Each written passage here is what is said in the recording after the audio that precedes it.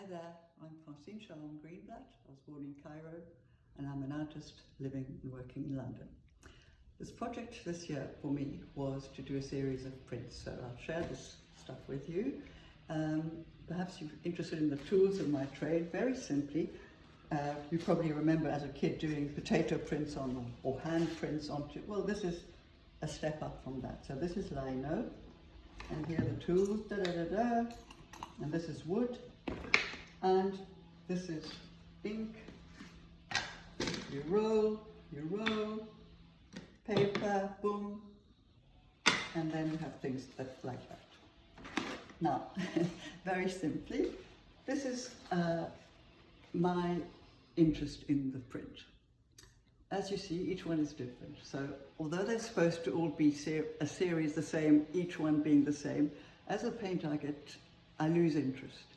And so although this is the initially the same lino print, each thing says something different. So this is Artemisia, and it's a homage to Artemisia Gentileschi, the Baroque painter. This is Inauguration. So the meaning of the image changes with the use of color, the combination of elements, the ground, the pigment, and this is what I find interesting with printing. So finally, each one is something very different, although they're supposed to be all the same.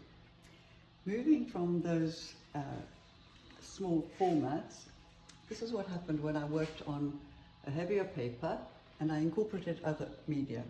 So woodcut, lino cut, watercolor, pencil, so other media. So the initial image becomes surrounded by the painterly gesture that I include.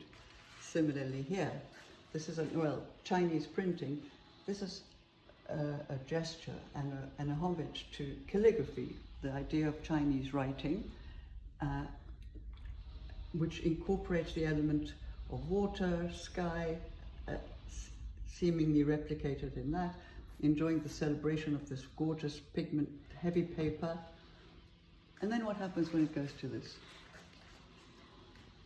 So each image becomes totally transformed by what happens around it or within it. So this is called fringe benefits, and these are the fringe benefits of extending the process and doing other things with it. But finally, this becomes a complete work, of which I have no interest in repeating, and that's what it is. If we move on to this, it's called New Beginnings.